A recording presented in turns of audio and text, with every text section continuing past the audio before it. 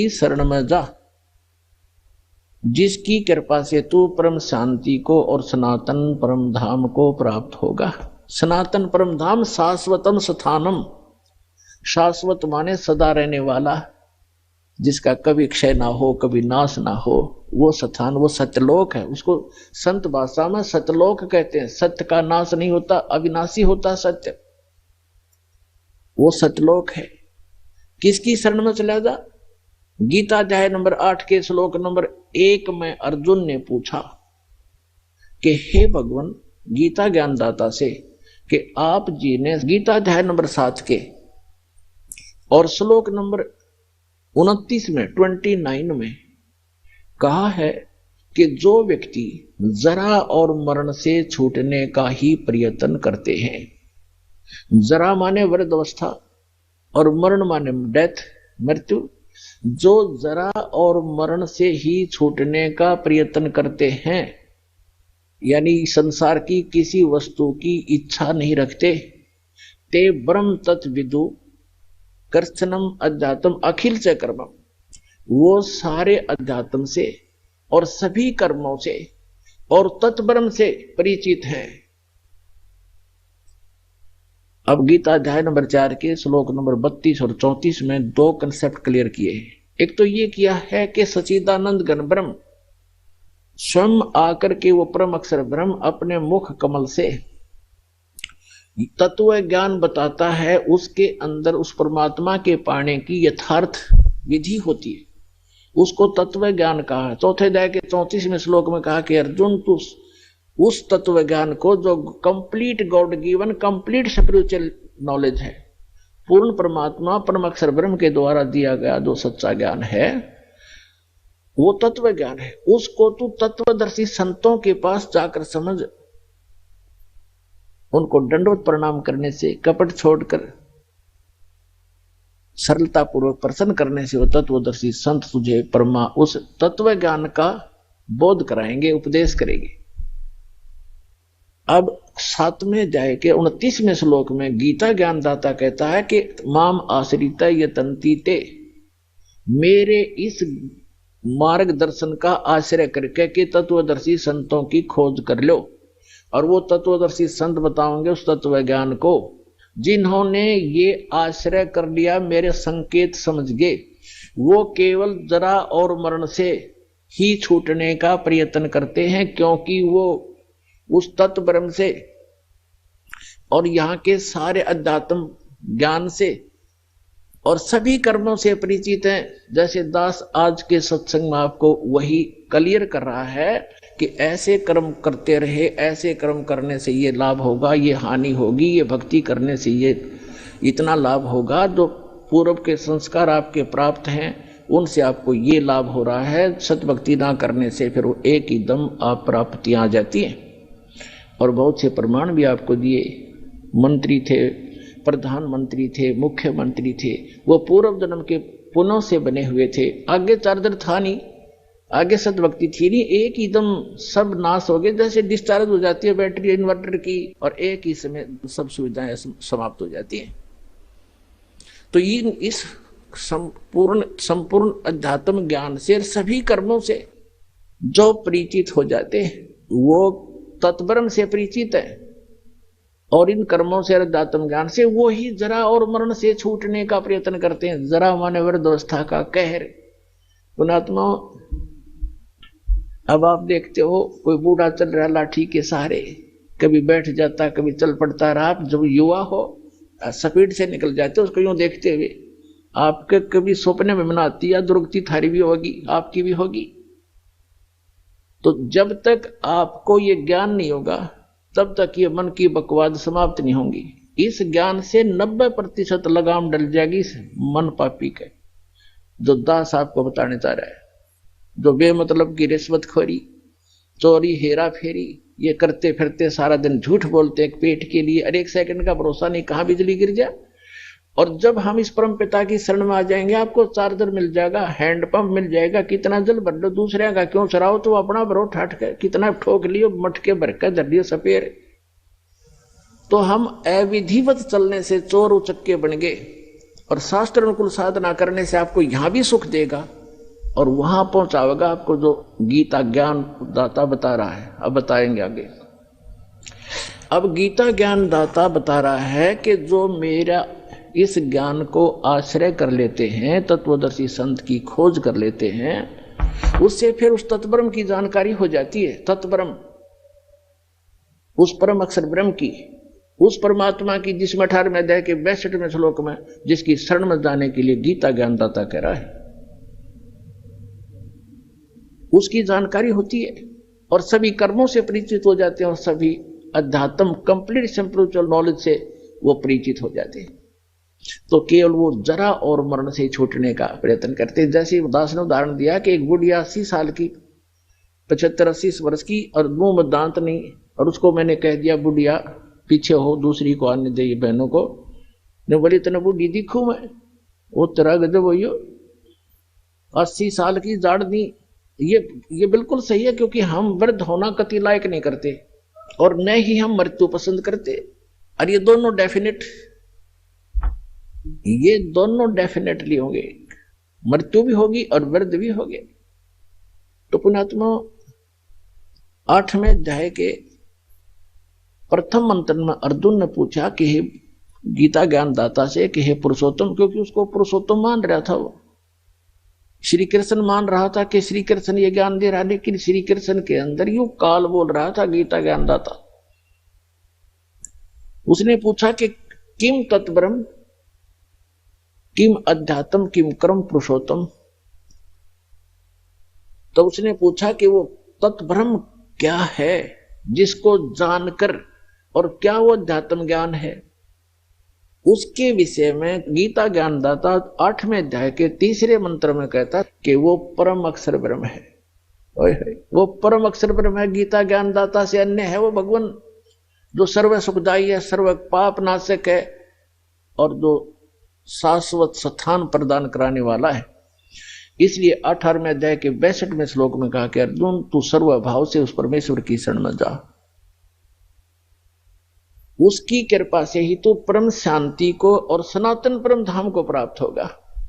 अब गीता ज्ञानदाता ने तो 8वें अध्याय के 13वें श्लोक में अपनी साधना बता दी कि मुझ ब्रह्म का केवल एक ओम अक्षर है। ओम इति एकाक्षरम ब्रह्म व्यवहारण माम अनुसमरण ये प्रियाति तजन देहम स याति परमाम गतिम। अब उसने स्पष्ट कर दिया कि मेरा तो एक ओम मंत्र है मुझ ब्रह्म का, और ओम से क्या मिलता है ब्रह्मलोक। 8वें अध्याय के 16वें श्लोक में बता दिया कि ब्रह्मलोक पर्यंत, ब्रह्मलोक में गए हुए प्राणी भी पुनर्जन्म के अंदर हैं। वो शाश्वत स्थान नहीं हुआ जहां जाने के बाद वापस नहीं आना पड़ता। 15वें अध्याय के 1 से लेकर 4 श्लोक में श्रीमद् भगवत गीता में कहा है कि अर्जुन ये उल्टा लटका हुआ संसार रूपी वृक्ष है, जिसकी ऊपर को जड़ जो मूल है वो तो परम अक्षर ब्रह्म समझो, वो तो पूर्ण परमात्मा है, और नीचे को तीनों गुण रूपी शाखा है, रजगुण ब्रह्मा, सदगुण विष्णु, तमगुण शिव जी। और जो संत इस उल्टे लटके हुए संसार रूपी वृक्ष के सर्व भाग बता देगा, सब विभाग बता देगा, पार्ट्स ऑफ द ट्री, स वेदवित, वो वेद के तात्पर्य को जानने वाला है, अर्थात वो तत्वदर्शी संत है। 4th अध्याय के 34वें श्लोक में कहा है कि उस तत्वदर्शी संत की शरण में जा, उनको दंडोत प्रणाम करने से, कपट छोड़कर प्रश्न करने से वो तत्वदर्शी संत तुझे उस तत्व ज्ञान का उपदेश करेंगे। उसकी पहचान बताइए 15वें अध्याय के प्रथम मंत्र में, जो उल्टे लटके हुए संसार रूपी वृक्ष के सभी छंद बता देगा, सब विभाग बता देगा, स वेदवित, वो तत्वदर्शी संत है। जब परम पूज्य कबीर परमेश्वर जी आदरणीय स्वामी रामानंद जी को सचखंड लेकर गए थे, फिर उनको वापस छोड़ा था, तब कहा था दोहू ठौर है, एक तू भया एक से दो, और रामानंद कहे हम कारणे तुम आए हो मगजो, तुम साहेब तुम संत हो, तुम सतगुरु तुम हंस, और गरीबदास तेरे रूप बिना और न दूजा अंश। तुम ही साहेब हो, परमात्मा हो, तुम ही सतगुरु हो, सच्चा ज्ञान मालिक आपके पास ही है, इस विश्व में किसी के पास सच्चा ज्ञान नहीं है, आप सतगुरु हो। तुम साहेब तुम संत हो। एक संत, संत माने सीधा, संत सोए जो सीधा चाले, सब बकवादें छोड़ दे यहाँ की, सब बुराइयों से हट करके अपना जैसे मालिक दे उसी में गुजारा करे। संत सोए जो सीधा चाले। तुम साहेब तुम संत हो, तुम सतगुरु तुम हंस, यानी सब बुराइयों से बचे हुए एक सच्चे हंस, सच्चे भक्त भी आप ही ने भूमिका की है। तुम साहेब तुम संत हो, तुम सतगुरु तुम हंस, और गरीबदास तेरे रूप बिना और ने दूजा हंस। तो उस सतगुरु रूप में आए हुए 600 वर्ष पहले कबीर भगवान ने ये तत्व ज्ञान बताया था। उस परम अक्षर ब्रह्म ने, वो काशी के अंदर जो धानक रूप में रहे थे, दुल्हाए रूप में, वो परम अक्षर ब्रह्म थे और आज भी हैं। वो हमारे को ज्ञान देने आए थे, हमारे को एक ट्रायल देने आए थे कि संसार में घने धन की जरूरत नहीं है, जो घना इकट्ठा करता हो महामूर्ख है। कबीर साहब कहते हैं परमात्मा आपको दे जो आपके प्रारब्ध में, आपकी किस्मत में है, सहर्ष स्वीकार करो, लेकिन उसको दुरुपयोग ना करो। बीड़ी शराब मांस तंबाकू अरे तोचले बनाने पे, नाचने और गाने पे, ब्याह के अंदर बकवाद करने पे, ये दुरुपयोग है तुम्हारा। इसको या तो दान करो और अपना सीमित सा अपना धंधा करो जो भगवान में बाधक ना बने। तो यहां परमात्मा ने रहकर दिखाया था कि टोटे में भक्ति करे, सोए सही सपूत, ये मायाधारी मस्करे ना जाने कितने जालिए उत। तो परमात्मा ने बताया कि एक रिहर्सल करके दिखाई दाता ने एक रोल किया कि भगत को इतना पर्याप्त है। घर तो 3.5 हाथ गणाता है 4.25, कह कबीर जो घना चावे उसको नहीं विचार। फिर भी भगवान जो आपको दे रखा है उसमें संतुष्टि रखे और केवल माया की ही डिमांड भगवान से नहीं करे। परमात्मा कोई बालक नहीं है। डॉक्टर के पास आप चले जाते हो,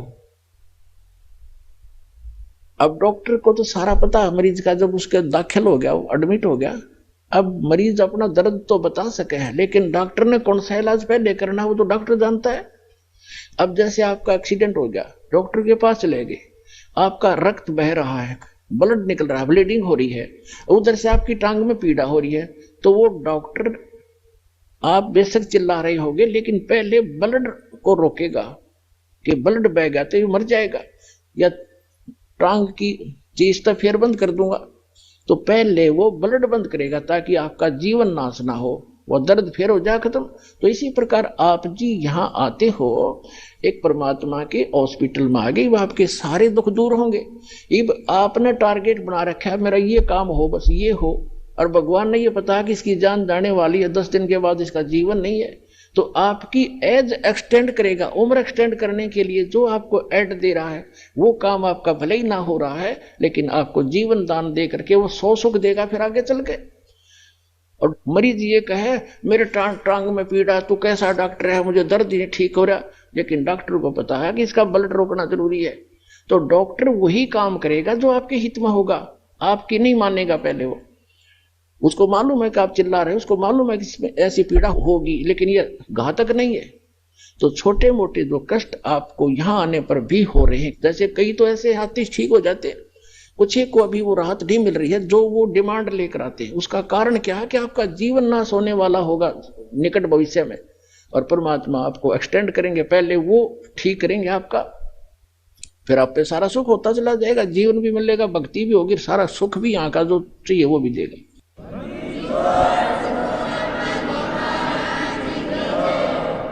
तो प्रसंग चल रहा है कि हम गीता अध्याय नंबर 15 के श्लोक नंबर 1 से 4 में ये स्पष्ट किया है कि उल्टे लटके हुए संसार रूपी वृक्ष को जो जानता है वेदवित, वो तत्वदर्शी संत है, वो वेद के तात्पर्य को जानने वाला यानी तत्व ज्ञान युक्त है। तो वो ज्ञान स्वयं भगवान ने बोला करके 600 वर्ष पहले, जिसको हम एक जुल्हा एक धानक कहा करते थे। पुण्यात्माओं, ये आपके पिता हैं, पूरे विश्व के सभी आत्माओं के हमदर्द हैं। हमारे लिए ये कैसे वेशभूषा हम यहां रहा करते थे और कैसा रोल करते थे, और पूरे ब्रह्मांडों का संचालन भी वो एक झोंपड़ी में बैठकर किया करते थे। उसकी समर्थता से जब आप परिचित होगे तब आपको पता चलेगा सचमुच हम भगवान को छोड़कर अन्य की जो साधना कर रहे थे वो मोक्षदायक भी नहीं थी, सुखदायक भी नहीं थी। तो क्या बताया परमात्मा ने, अक्षर पुरुष एक पेड़ है जो पृथ्वी से बाहर दिखाई देता, उसको पूरे सभी विभाग सहित उसको पेड़ बोलते हैं, ट्री बोलते हैं, वृक्ष कहते हैं, दरखत कहते हैं, रूख कहते हैं। और उसकी जो नीचे का जो हिस्सा है जड़, वो प्रोक्ष है, वो गुप्त है। तो इसको उल्टा कर लीजिए, ऊपर को जो जड़ है वो संसार रूपी वृक्ष की, तो वो जड़ तो समझो पूर्ण परमात्मा है। और उस पूर्ण परमात्मा ने आके बताया है कि अक्षर पुरुष एक पेड़ है, और सरपुरुष वा की डार, ज्योत निरंजन जिसके कहते हैं सरपुरुष, और तीनों देवा शाखा है ये पात रूप संसार। ये देखिएगा, एक संसार रूपी वृक्ष का चित्र दिखाते हैं। ये पृथ्वी से बाहर जो दिखता है, समझो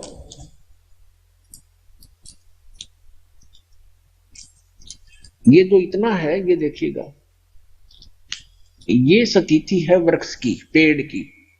परमात्मा ने खुद बताया कि अक्षर पुरुष एक पेड़ है, ये सारा एक पेड़ है, और इसका तना जो है ये अक्षर पुरुष है, और सरपुरुष या की डार,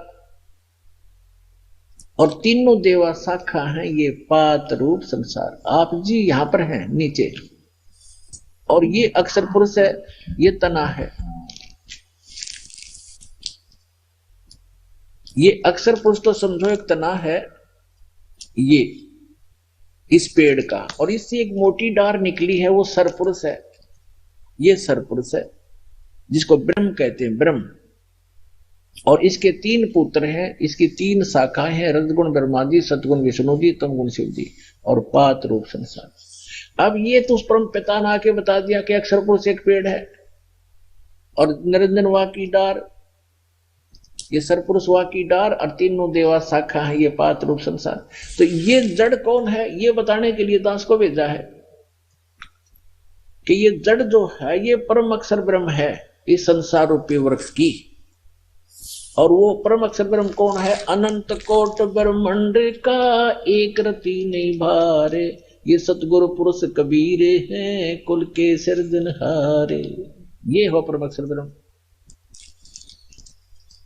अपने आत्मा उस परमात्मा ने स्वयं आकर बताया कि अक्षर पुरुष एक पेड़ है, सरपुरुष वा की डार, और तीनों देवा शाखा है ये पात रूप संसार।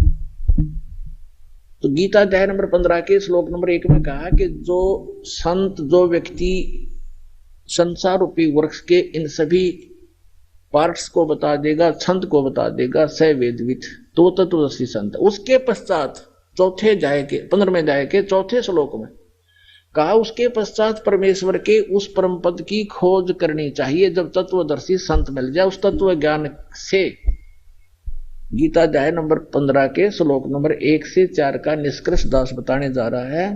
तीसरे में कहा है कि उस तत्व ज्ञान से इस अज्ञान रूपी गुत्थी को काट कर, समझ कर, उसके पश्चात परमेश्वर के उस परम पद की खोज करनी चाहिए, जहां जाने के बाद साधक फिर लौटकर कभी संसार में नहीं आते। और गीता ज्ञानदाता कहता है कि जिस परमेश्वर से संसार रूपी वृक्ष की ये प्रवृत्ति विस्तार को प्राप्त हुई है, यानी जिसने सब ब्रह्मांडों की रचना की है, केवल उसकी भक्ति करना और की नहीं। अपनी भी भक्ति को मना करता है, तुझे मोक्ष चाहिए, वहां जाना चाहता है, जहां जाने के बाद लौटकर साधक फिर संसार में कभी नहीं आते। उसके विषय में कहता है फिर तो उसी की भक्ति करनी है और को इष्ट रूप में नहीं मानना।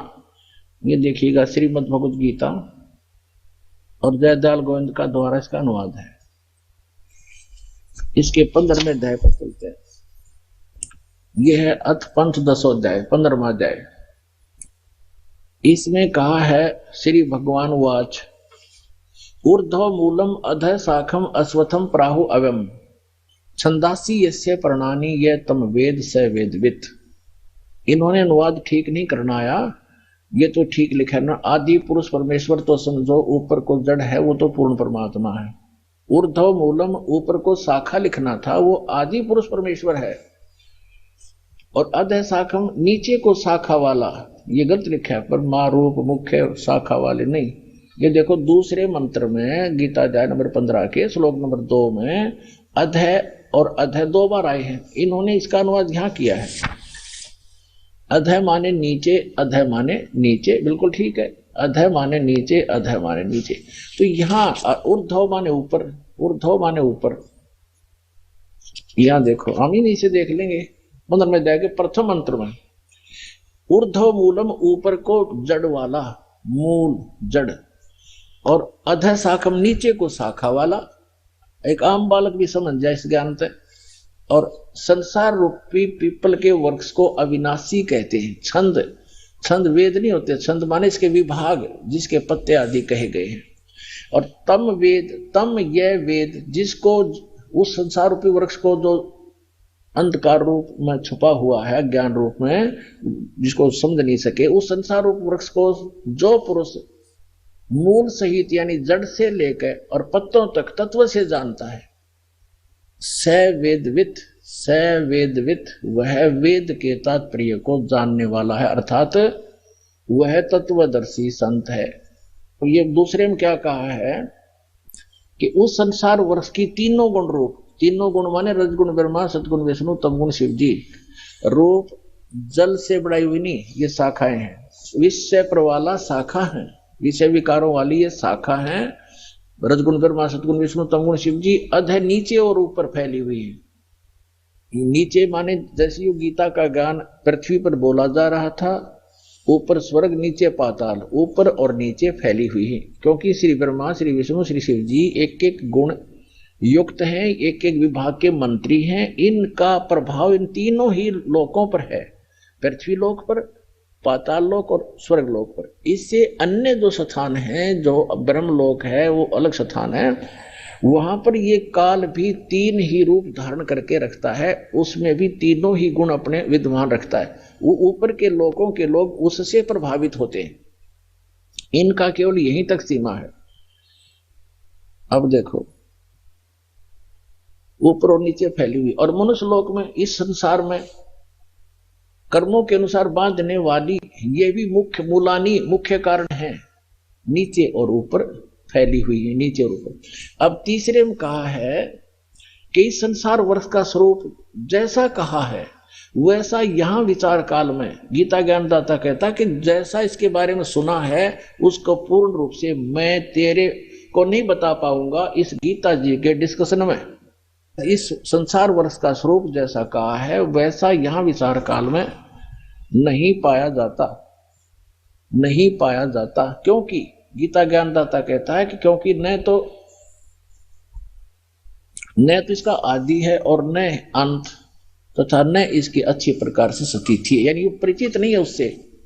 इसलिए इस अहमता, इस सुविरुद्ध मूलम, इस दृढ़, अब जैसे संसार रूपी वृक्ष का ऊपर को जड़ जो स्थान है वो सतलोक, अलखलोक, अगमलोक, अकैलोक, ऊपर क्या जो पोर्शन है सारे चारों लोक वो अविनाशी स्थान है।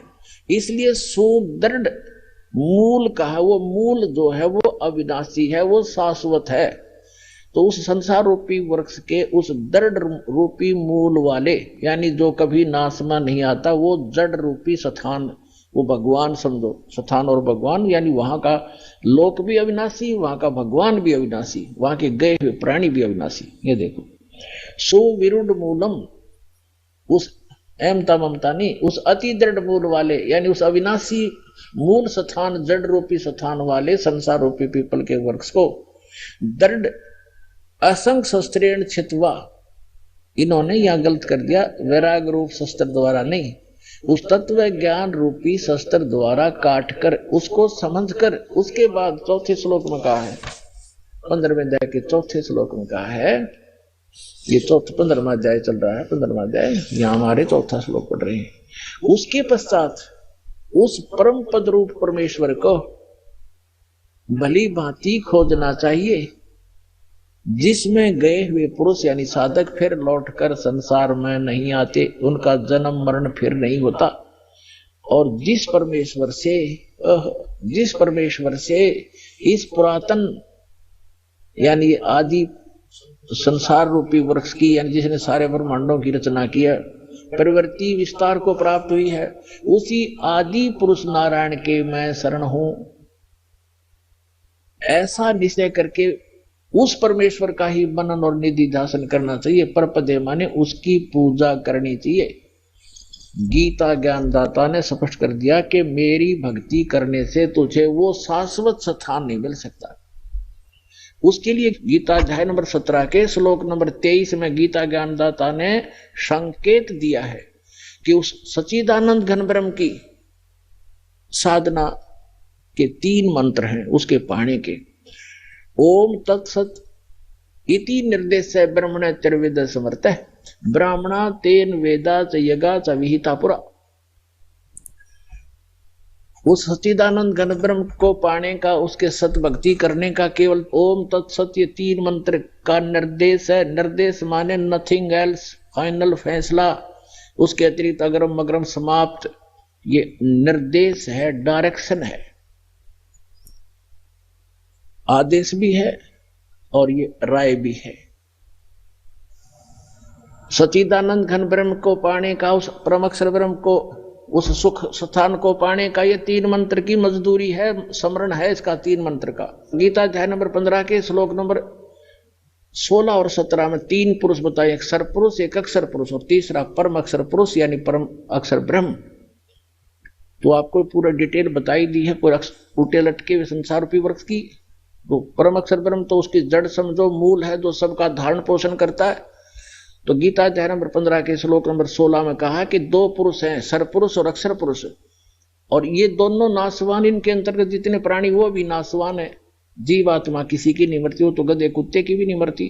फिर 15वें अध्याय के 17वें श्लोक में तुरंत कहा कि उत्तम पुरुष है तू अन्य, पुरुषोत्तम सही भगवान तो इन दोनों से सर और अक्षर पुरुष है कोई और है जिसको परमात्मा कहा जाता है, और जो तीनों लोकों में प्रवेश करके सबका धारण पोषण करता है वो अविनाशी परमेश्वर है। यानी वृक्ष का धारण पोषण किससे होता है? मूल से होता है, जड़ से होता है, और जड़ वो परम अक्षर ब्रह्म है। तो परम अक्षर ब्रह्म वो कबीर भगवान जो है वो सबका धारण पोषण करने वाला वही है।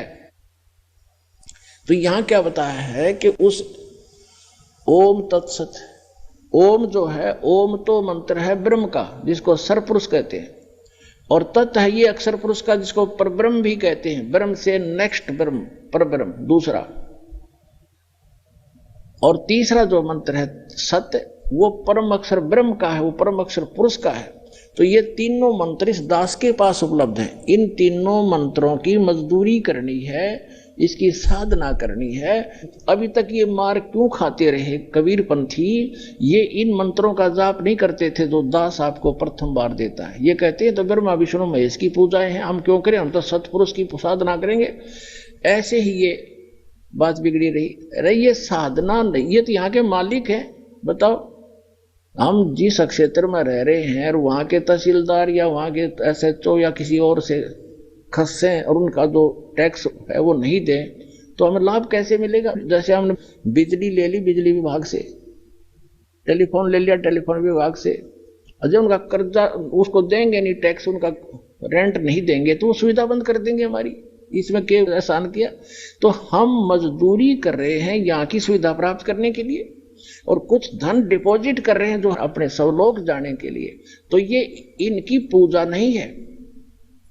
हम कोई किसी से जैसे टेलीफोन वालों से टेलीफोन सुविधा ले रखी है, मोबाइल फोन ले लिया, तो उनसे हम अपनी जो मजदूरी करके उनको दे रहे हैं, उनका किराया रेंट उसका बिल भर रहे हैं, तो वो उनकी पूजा नहीं करे, वो हमें आवश्यकता है इसलिए उनसे मेल रखना भी हमारे सभ्यता शिष्टाचार है।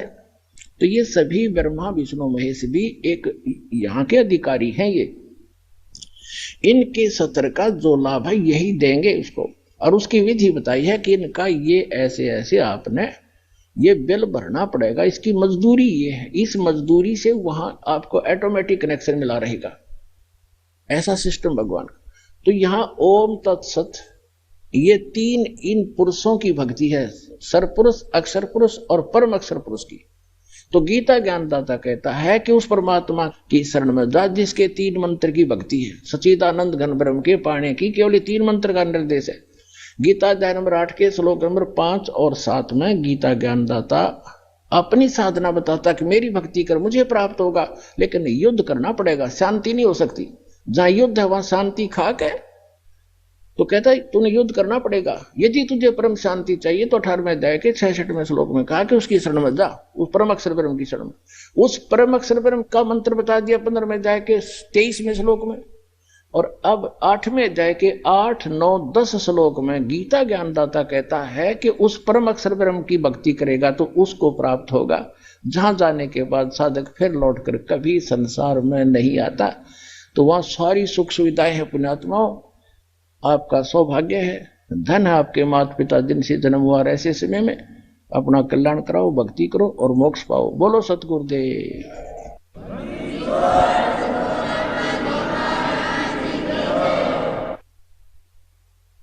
परम पिता परमात्मा पूर्ण ब्रह्म सारी सृष्टि के रचनहार कुल मालिक कबीर परमेश्वर जी की असीम रजा से आप सभी पुण्यात्माएं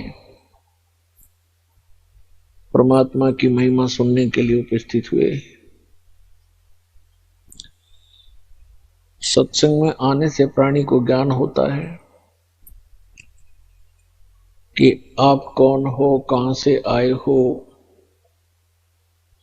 आप यहां किस उद्देश्य को लेकर जी रहे हो, वास्तविक आपका कर्तव्य कौन सा है, कौन से कर्म पाप दायक हैं, कौन से पुण्यदायक हैं।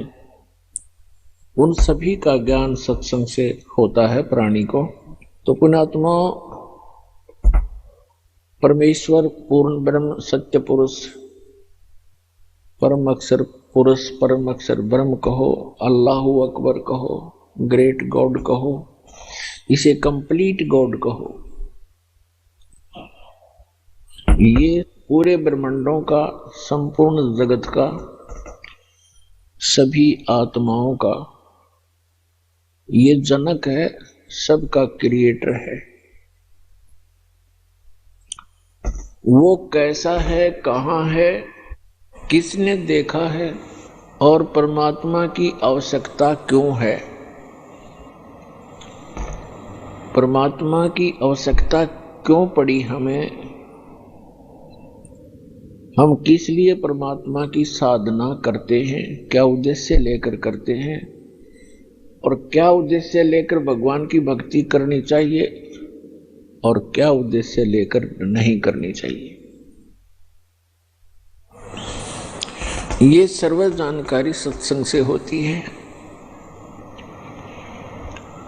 पुण्यात्माओं, सर्वप्रथम तो आपको ये ज्ञान होना चाहिए कि आप जी एक बहुत भयंकर लोक में रह रहे हैं, बहुत ही भयंकर लोक है ये। और इस लोक का जो राजा है, यहाँ का जो स्वामी है, मालिक है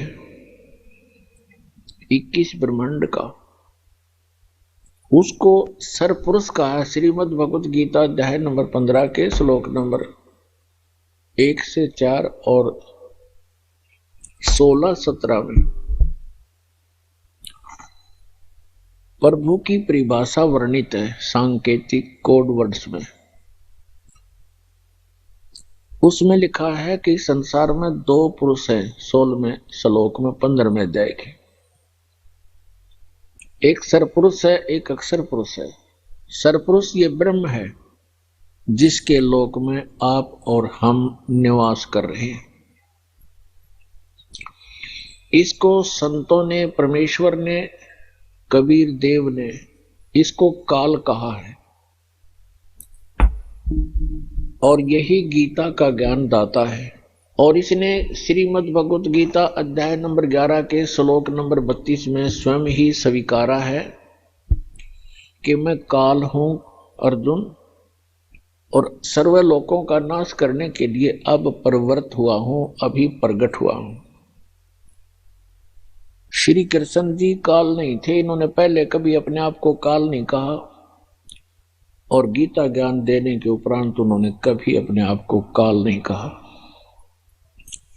ये सरपुरुष, ये काल भगवान, जिसे सनातन धर्म के ऋषि जिसको ब्रह्म कहते हैं, ये सरपुरुष है इसको काल भी कहते हैं, ये स्वयं भी काल कहता है अपने आप को, मैं काल हूं और सबका नाश करने के लिए प्रवृत्त हुआ हूं।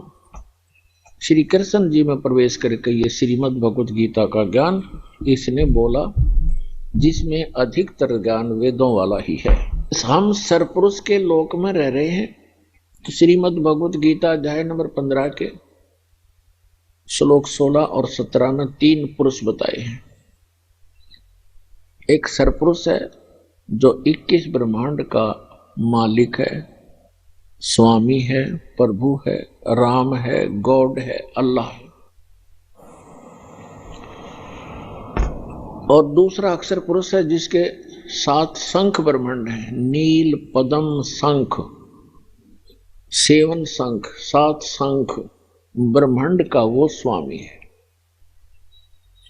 उसको अक्षर पुरुष कहा है श्रीमद् भगवत गीता अध्याय नंबर 15 के श्लोक नंबर 16 में।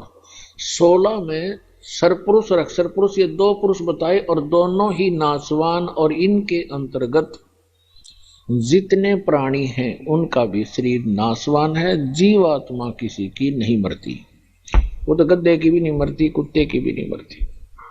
फिर श्रीमद् भगवत गीता अध्याय नंबर 16 के श्लोक नंबर 17 में तुरंत कहा है कि उत्तम पुरुष है तू अन्य परमात्मा इति उदाहरते। ये लोग तरम आविश्य विभर्ति अवय ईश्वर है। उत्तम पुरुष यानी पुरुषोत्तम श्रेष्ठ परमात्मा तो कोई और है इन दोनों से, सरपुरुष और अक्षर पुरुष से। वही तीनों लोकों में प्रवेश करके सबका धारण पोषण करता है, और वो वास्तव में अविनाशी परमात्मा है। अपने आत्माओं श्रीमद् भगवत गीता अध्याय नंबर 15 के श्लोक नंबर 1 से 4 में स्पष्ट किया है। गीता अध्याय नंबर 15 के श्लोक मंत्र 1 और 2 का निष्कर्ष है कि ऊपर को जड़ वो तो मूल मालिक है, कुल मालिक है, पूर्ण परमात्मा है, और नीचे को तीनों गुण रूपी शाखा, रजगुण ब्रह्मा, सतगुण विष्णु, तमगुण शिवजी रूपी शाखा वाला ये उल्टा लटका हुआ संसार रूपी वृक्ष है। और जो संत इसके सभी विभाग बतावे वह तत्वदर्शी संत है। ऊपर को जड़ तो पूर्ण परमात्मा है, सत्य पुरुष है, अविनाशी परमेश्वर है, परम अक्षर ब्रह्म है। और संसार रूपी वृक्ष को अर्थात किसी भी पेड़ को मूल से ही सर्व कुछ प्राप्त होता है, मूल से जड़ से ही उसका पोषण होता है। इसलिए हमारा सबका जो मूल मालिक है, कुल मालिक है, जो संसार रूपी वृक्ष की जड़ है, मूल है, जिसने सब ब्रह्मांडों की रचना की और सभी का वो पालन पोषण भी कर रहा है, वो सत्य पुरुष है, वो परम अक्षर पुरुष है। वही पूजा के योग्य है, वही पाप नाशक है, वही मोक्षदायक है, वही सबका जनक है, सर्व उत्पादक है।